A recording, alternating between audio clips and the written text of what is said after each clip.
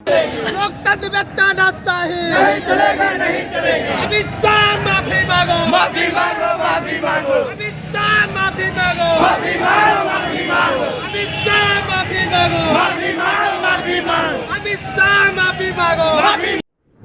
तो क्या एनडीए में अब बहुत बड़ी फूट पड़ने वाली है?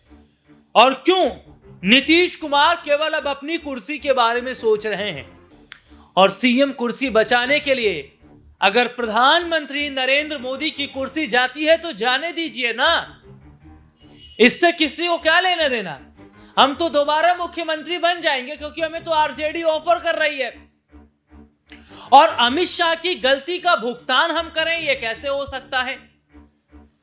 गृह मंत्री अमित शाह ने सदन में बाबा साहब भीमराव अंबेडकर का जो अपमान किया, उनके अपमान करने के बाद उन्होंने एक साथ कईयों की जिंदगियों को दांव पर लगा दिया, कईयों की सत्ता दांव पर लग गई है। और अमित शाह झुकेंगे नहीं तो नीतीश कुमार गठबंधन में रहेंगे नहीं और प्रधानमंत्री नरेंद्र मोदी फिर पीएम के लायक रह नहीं पाएंगे। क्योंकि सब कुछ अमित शाह के हाथ में इसलिए है क्योंकि अगर अमित शाह माफी मांग लेते हैं तो जो उनके खिलाफ पूरे देश भर में प्रदर्शन चल रहा है, अमित शाह शर्म करो, अमित शाह माफी मांगो, हम बाबा साहब अंबेडकर के समर्थन में हैं, उनके समर्थन में रैली कर रहे हैं, तो ये आवाज दब जाएगी जब वो माफी मांग लेंगे। यहां तक कि अपना अगर पद भी छोड़ना पड़ा तो अगर वो छोड़ देते हैं तो एनडीए टूटने से बच जाएगा। और एनडीए अगर टूट गया तो ना अमित शाह के पास कोई पद रहेगा, न प्रधानमंत्री नरेंद्र मोदी पीएम पद पर रहेंगे और ना ही इनके जितने भी मंत्री हैं वो मंत्री पद पर रहेंगे, क्योंकि सरकार तो हाशिए पर है। और जो सरकार चल रही है या तो वो चंद्रबाबू नायडू का समर्थन है और नीतीश कुमार का समर्थन है, और इनमें से अगर एक भी पीछे हट जाएगा तो सरकार तो अपने आप गिर जाएगी। और यही तो परेशानी दिल्ली में बनी बैठी है। और नीतीश कुमार को लेकर जिस तरीके से आरजेडी के विधायकों की बात आ रही है, वो बात कह रहे हैं, इससे ये जाहिर तौर पर पता चलता है कि क्या वाकई बहुत बड़ा खेल होने वाला है। नमस्कार, मैं हूं राहुल शर्मा और आप देख रहे हैं आज का सबसे बड़ा मुद्दा, आज की सबसे बड़ी खबर। और आज की इस खबर में आज जो हम चर्चा कर रहे हैं वो है बिहार की।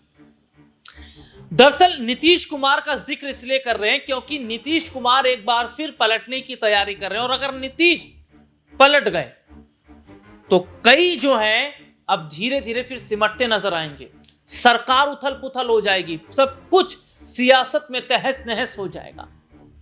और नीतीश कुमार को मना लेते हैं तो फिर तो सब कुछ बना रहेगा। इसी मुद्दे पर हमारे साथ बातचीत करने के लिए हमारा खास सहयोगी अब्बास भाई मौजूद है। अब्बास भाई, बहुत बहुत स्वागत है। सबसे पहले तो इस प्रोग्राम में आपको मेरा पहला सवाल ही आपसे रहेगा कि नीतीश कुमार का इतिहास रहा है जब जब पलटे हैं तब तब सियासत में भूचाल आई है। हालांकि सीएम वो बने रहे हैं, लेकिन उन्हें अब अपनी सीएम कुर्सी भी बचानी है। वो बचानी इसलिए है क्योंकि इसके अलावा उनके पास कोई दूसरा ऑप्शन नहीं है। और बिहार में अगर जातिगत हम बात कर लेते हैं, जो स्थितियां देखने को मिल रही हैं, मेरे पास कुछ रिपोर्ट्स भी है, तो मैं जरा अपने दर्शकों को बता दूं कि बिहार में वोट प्रतिशत क्या है। बिहार में जो दलित वोट है वो 19.65% है, आदिवासी जो है वो 1.68%, ओबीसी 27.12% है, अति पिछड़ा 36.1% है।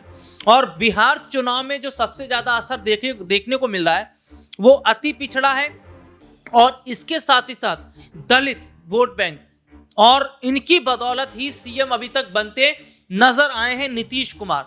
और दलित और अति पिछड़ा जो वोट बैंक है अब्बास भाई, वो नीतीश कुमार से नाराज है क्योंकि बाबा साहब भीमराव अंबेडकर का अपमान हुआ है, उनके भगवान का अपमान हुआ है। इसको वो कैसे भूल सकते हैं? और विपक्ष इन मुद्दों को भुना रहा है और ये वोट बैंक अपनी तरफ ला रहा है। और ऐसे में देखा जा रहा है फिर नीतीश के हाथ कुछ रह भी नहीं जाएगा। तो क्या सीएम कुर्सी बचाने के लिए अगर एनडीए से अलग होना पड़ता है तो क्या उसके लिए भी तैयार है नीतीश कुमार? जी बिल्कुल, नीतीश कुमार अपनी कुर्सी बचाने के लिए कुछ भी करने के लिए तैयार हैं। लेकिन जैसा कि अभी आपने देखा कि तेजस्वी यादव का एक बयान आया था जिसमें उन्होंने कहा था कि अब जो सीएमओ है, बिहार का सीएमओ, वो बीजेपी चला रही है। मुझे बीजेपी ने उसको टेक ओवर कर लिया है अपने हाथों में। नीतीश कुमार की इस सरकार के अंदर बिल्कुल भी नहीं चल रही है। अगर वो चाहें कि स्कूल का टाइमिंग बदल जाए बिहार के अंदर, तो वो भी अब उनकी बस की बात नहीं है। वो ऐलान तो कर सकते हैं, लेकिन उसके बाद में वो लागू नहीं होता है। ऐसा तेजस्वी यादव ने बयान दिया है। यानी कि नीतीश कुमार खाली मुख्यमंत्री पर एक चेहरा बनकर बैठे हुए हैं। जो पार्टी का पूरा टेक ऑफ है वो बीजेपी की कंट्रोल में जा चुका है। और अमित शाह पर भी ये इल्जाम लगाया है तेजस्वी यादव ने कि बिहार की सरकार भी अब अमित शाह ही चला रहे हैं। और ये आरोप अमित शाह पर पहली बार नहीं लगा है, बल्कि जहां पर जो बीजेपी शासित राज्य हैं, जिन पर भी सरकारें चल रही हैं, वहां पर भी जो विपक्ष का आरोप है वो ये आरोप रहा है कि जो राज्य सरकारें चल रही हैं उसको केंद्र चला रहा है। और केंद्र में कौन चला रहा है? वो अमित शाह चला रहे हैं। यानी बीजेपी के जो फैसले होते हैं, जो बड़े फैसले लेते हैं, चाहे वो राज्य सरकार के हों चाहे केंद्र सरकार के हों, जो भी फैसले लेने होते हैं उसको फाइनलाइज जो करते हैं वो अमित शाह करते हैं। तो यानी कि उनका कहना ये है कि नीतीश कुमार के हाथ में कुछ नहीं है। नीतीश कुमार अब बेचारे बन चुके हैं। बेचारे यूं बन चुके हैं क्योंकि नीतीश कुमार की पार्टी के भी कुछ नेता ऐसे हैं कि उन्होंने बताया कि 2 नेता तो राज्य में पटना में ऐसे हैं, और 2 नेता जो दिल्ली भेज दिए उन्होंने वो ऐसे हैं जो कहीं ना कहीं पार्टी को तोड़ने का भी प्रयास कर रहे हैं। और पार्टी तोड़ने का इतिहास भी जो है बीजेपी का पुराना रहा है। तेजस्वी यादव तो ये कह भी रहे हैं कि भैया हमारे संपर्क में हैं बहुत सारे ऐसे लोग, नाम नहीं ले रहे हैं, लेकिन वो ये कह रहे हैं कि भैया हमारे संपर्क में है वो लोग और ये नीतीश के साथ ही हैं, और जो हमारे साथ अब आने वाले हैं यानी आरजेडी की तरफ आ रहे हैं। और आरजेडी ऑफर भी कर रही है नीतीश कुमार को कि कहां एनडीए गठबंधन के चक्कर में पड़े हुए हैं, कहां आप जो है अपनी सीएम कुर्सी इनके चक्कर में गंवा रहे हैं, आप आइए हमारे साथ में, हम आपका फिर से स्वागत करते हैं। और आरजेडी ने हमेशा से नीतीश कुमार का खुलकर स्वागत किया है। भले ही बिहार विधानसभा में हम देखते हैं विपक्ष और सत्ता पक्ष आपस में लड़ते नजर आए हों, आरजेडी के विधायक और जेडीयू के विधायक लड़ते नजर आए हों, लेकिन सदन के बाहर तो खुला ऑफर जिस तरीके से नीतीश को दिया जा रहा है, और नीतीश कुमार भी चुप है। अमित शाह ने जो बयान दिया, तो ऐसे में चुप्पी और चेहरे पर मुस्कुराहट नीतीश कुमार की भी बहुत कुछ कह रही है। देखिए, मैं आपको अपने दर्शकों को बता दूं कि कभी भी आरजेडी ने गठबंधन नहीं तोड़ा है, इस बार भी और इससे पहले भी। जब भी गठबंधन तोड़ा है तो नीतीश कुमार ने तोड़ा है और अपनी मर्जी से तोड़ा है।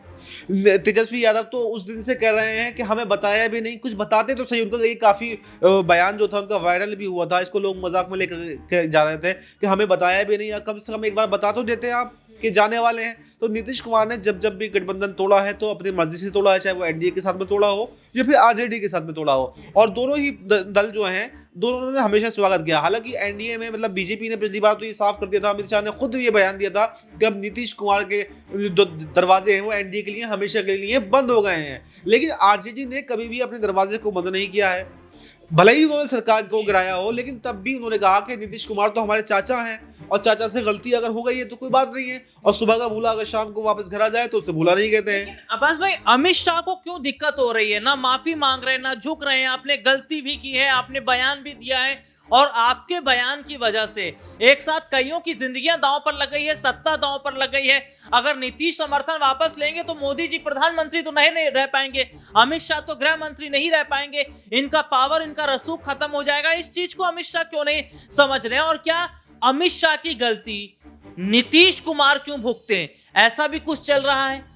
देखिए, पहले मैं अमित शाह के बारे में बता दूं कि आपने पूछा कि वो माफ़ी क्यों नहीं मांग रहे हैं, तो मैं आपको बता दूं कि इंसान का जो अहम होता है ना, वही उसे लेकर डूबता है।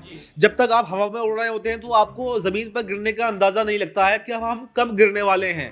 लेकिन जब आप गिरते हैं ना एक बार, जब आपको चोट लगती है, तब आपको पता चलता है कि हाँ, अगर मैंने उस वक्त ये फैसला ना लिया होता तो आज मुझे ये भुगतना नहीं पड़ता। ऐसा ही कांग्रेस के साथ में भी बहुत ज़्यादा हुआ है।